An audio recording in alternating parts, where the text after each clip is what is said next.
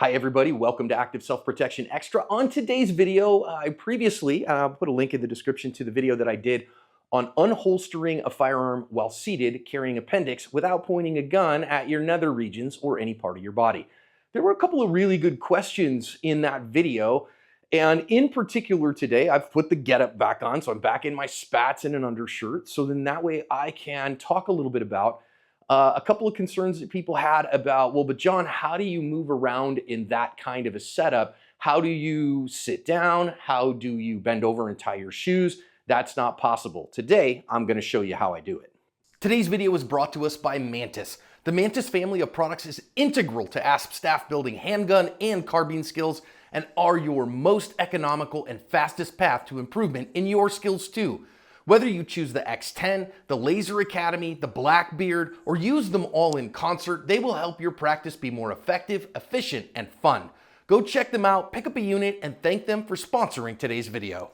Of course, I don't go out like this, right? This is me demonstrating to you and showing you how I do this without my without my pants on, without an overshirt on, but the principles are the same. So that's caveat number one. I'm using a Filster Enigma with a sport belt in order to do that. This is generally how I carry when I want to go out like a bum, if I'm in sweatpants and a t-shirt, or if I'm in very formal attire, if I am in a suit and tie. This is the system that I use. Otherwise, I tend to use a belt and jeans. And let me show you that just so that kind of you can see, because the principles that I'm going to talk about here, I have my CCW belt. This is the belt I literally wear every day for CCW, and the holster that I wear every day for CCW. It is a Wilderness Tactical frequent flyer is the one that I like the best, and I recommend them so highly. They're so good. They are friends of Active Self-Protection. They're not a sponsor. They don't send me money, but they won't let me pay for belts either.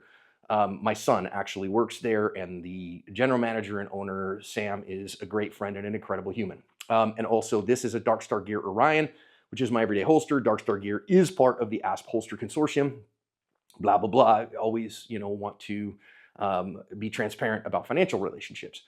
So anyhow, this is how I carry on pants. This would be around my pants, and so it functions exactly the same, except for there's pants out here, but I don't want you to have to guess, am I actually carrying a gun? Am I actually using that? So here you go. You can see that I actually am.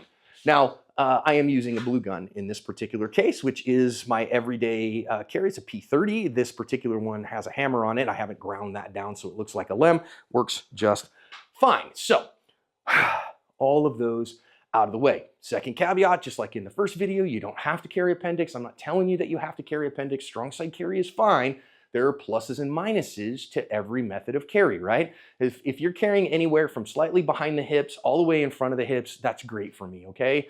I don't like smaller back carry. Ankle carry is a very niche environment, so I don't recommend that for a lot of environments. There are a couple times that ankle carry might be the best choice. I don't love shoulder carry, though that's super, popular from back in the 80s and Don Johnson and all those things. But as a general rule, not what I would say first time if you're carrying in a bag or something like that. I think we've talked about that in other videos. But anywhere on the body, front of the hips to slightly behind the hips, super fine, okay?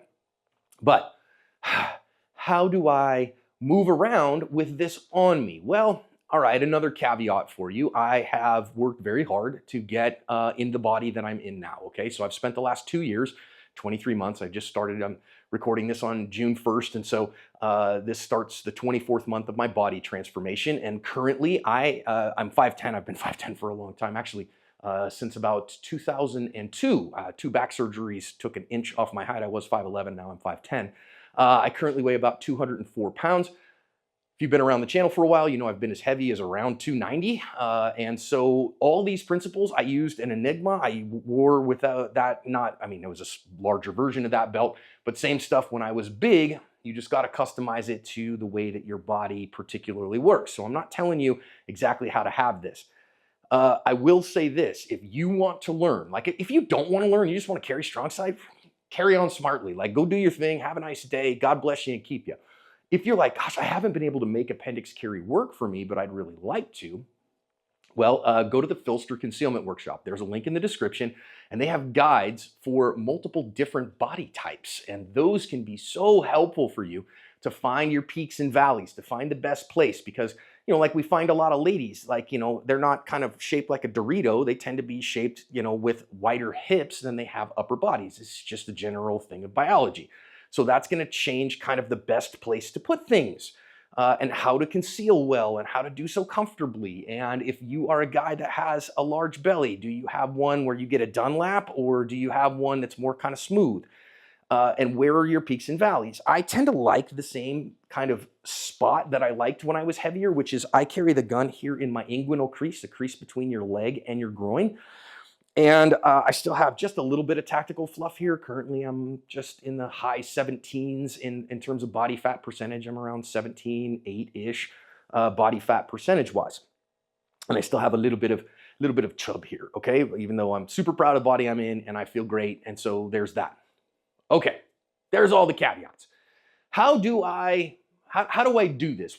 Well, here's the thing. What you really want in an appendix carry system, and I see plenty of people, they take their strong side holster and they bring it around to the front and they say, man, it was uncomfortable. Yeah, absolutely. If you're trying to use gear for that which it's not intended for, it's not going to do you very well. They try to use the same belt that they liked for strong side that isn't working well for them appendix. Yeah, you got to have gear that's built for the way that you want to carry. That's just the way it is. That's like a police officer's big open carry system. If all of a sudden that police officer, they've got a big outside duty belt with this big offset holster, and for a full-size gun with a big light on it and all those things, that's retention, active retention, and they try to make that holster work for them for concealed carry, it's going to suck. It's going to really struggle because of the bulk of it, because it's doing a different mission than it would do when he or she is trying to conceal it. Same thing here, right? So you got to have some thoughts on that. If you want good holsters, there's a link in the description to the holsters that we recommend at Active Self-Protection. There's several good companies there, okay?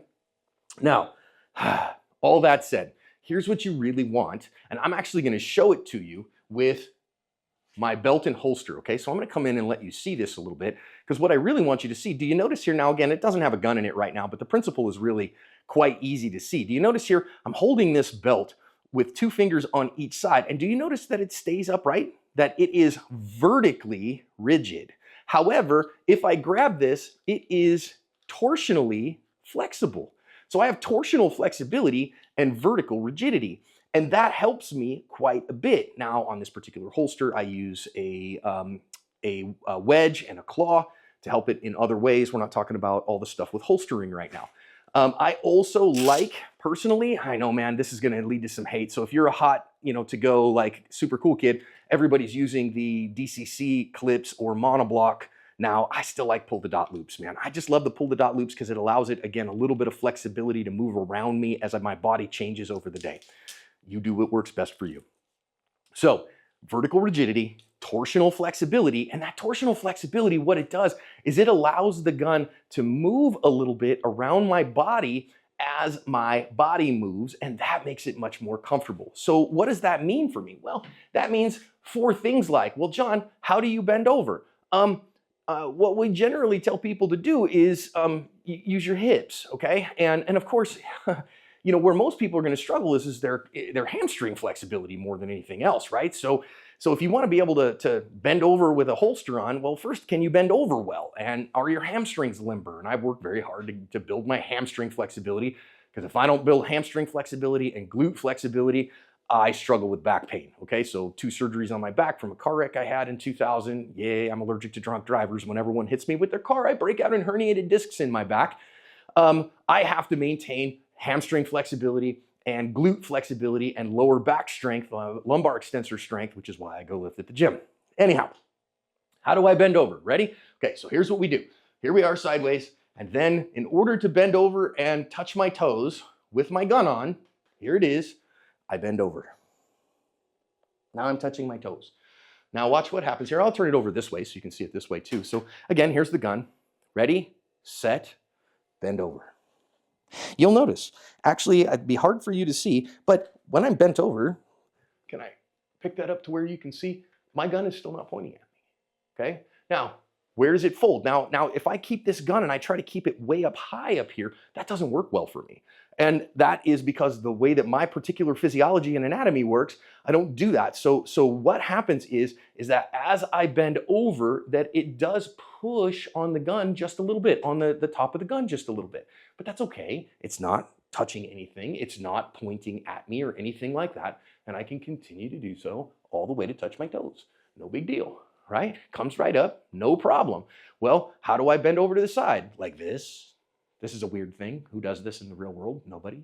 Okay. Now, you will see some people, they're like, gosh, I really struggle to do that. So then I got to kind of pick this foot up so that I can bend over this way because I can't get down there. Well, again, that's maybe an issue for you because of your particular anatomy and physiology. For me, I just don't have a problem with that. I can bring both legs up and I can get them up nice and high without putting, oh gosh, man, I lifted today. So I'm sore, especially my hamstrings from yesterday. Whew, man, that's that. But recognize that I can get both legs up, still not pointing a gun at my junk while I'm holstered in a particular thing. And again, let's please sing another chorus of holstered guns are not loaded, or they're loaded, but they're not pointed. I almost said something stupid there. I did say something stupid. Holstered guns are not pointed, right? So unless it's a 320, a gun that has a proper trigger guard coverage and is in a holster is not pointed, just like a gun in a case isn't pointed, all right? Now, how do we sit down in a chair? Here's a chair. I know a couple people have said, man, that chair has seen some editing. Yeah, this chair is about 10 years old. You can see here, it needs to be replaced. I bought it, it was an expensive chair. I bought it at an auction for my middle child's middle school, and I've been using it for, I think about a decade, well, gosh, maybe more than that. But at least a decade at this point that I've been using this chair, and maybe it's time for it to be reupholstered or replaced. How do I sit down in this? Well, again, this is really advanced stuff, and I'm just being a little facetious here, right? Is that I point my butt at the chair and I bend my legs. And I sit down and here it is. Now, some people are like, yeah, but John, look at how far you have to man spread in order to do that. It is comfortable to do that for me, okay? And I might at times, once I sit down, if I need a little bit more flexibility, well then sure. If I'm sitting at something that has a table or I don't have somebody kind of looking at me, I might just adjust a little bit. I might just pick out just a little bit or push just a little bit on things to put it in an optimal place because things shift around as you sit down. All that said, can I sit with my legs crossed? Yes, I can do that, no problem. Can I sit up? This is where my back problems give me problems, okay? I've tended to slouch since 2000 because of my car wreck, all right? So just, you gotta have to trust me on that. But I also want you to know, my gun is actually not pointing at my junk and I have my legs crossed. I sit with my right leg crossed over my left. I don't generally sit left leg crossed over right. I don't have the same flexibility there. This feels weird to me. Still though, muzzle not pointing at me, pointing down. I am kicked back just a little bit more here because I can feel the pinch kind of in my glute at that point, and this hip doesn't like to be out quite that far. I need to work on that flexibility. So I sit down here, no problem. I have driven with this system on for, gosh, the longest I've driven with this system on is 16 straight hours. We had to drive home from the Aspen National Conference from Kansas to Phoenix in one shot one year. And that was 16 hours of driving. I did it all at once with this system on, and it worked fine for me. So no discomfort. I mean, at some point you start getting little hot spots. You want to get out and stretch your legs and do that stuff. But that's, my bladder is what's going to cause that more than anything else. So this isn't that big a deal, right? How do I twist in this system? It's like somebody's asked me that. How do I twist? It's no problem. It's just not even really an issue. So this works, okay? How do you bend over? You just bend at the waist. Off you go, okay? You can, if you want, you can squat as well. Now, I did my anterior chain yesterday, and so let me get that out of the way. I did anterior chain yesterday, so I've got a little bit of my glutes or my quads are screaming at me, but happy to show, again, how do I get down in this kind of a circumstance and situation? Well, again, I point my butt at the ground. Oh man, yeah, those are sore, but come right up, no big deal. Now, if I had a much bigger gut, that might be a problem if I was trying to put the gun under the big part of my gut. I might have to slide just a little bit over. Next question. Somebody asked, and this one come up a whole bunch, but John, how do you pee? And I answered that question. The funny part is I answered that question. That was in the Filster Concealment Workshop, which I'm active in there. And they said, well, John, how do you pee in this system? Through my pee-pee. Well, wait a minute, what do you mean by that? Well, okay, if I'm wearing an Enigma, the cool part of the Enigma is it's divorced from my clothes, right?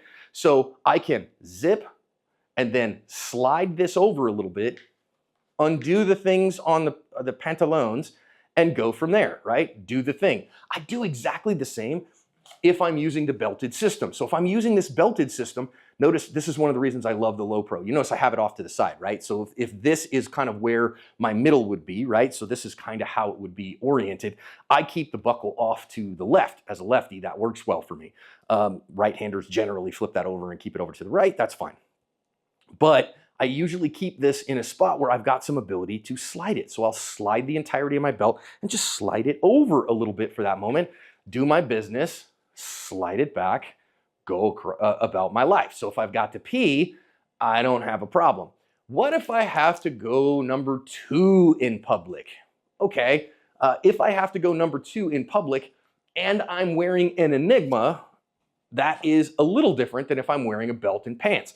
Let me show you the belt and pants. If I'm wearing a belt and pants, then what I do is undo this, give myself a little bit of length, so now this is loose, unzip and unbutton my pants outside, leave this exactly where it is, and drop my trowel to my ankles. Gun stays in holster, everything stays here, just fine, no problemo, okay? Gun stays right where it is. In the Enigma, we get into our stall, we drop trowel, okay? Then what we have to do is hike our sport belt up a little bit and drop trowel, okay? And we drop trowel. Now, I do know, again, after you've dropped trowel, be careful doing this, but some people pop the leg leash off just so that they can drop their undergarments down a little bit farther. If you feel like you need to do that, great. Just watch that you don't drop this in the bowl, okay? That's bad for you. That's yucky. And then leave it right where it is here.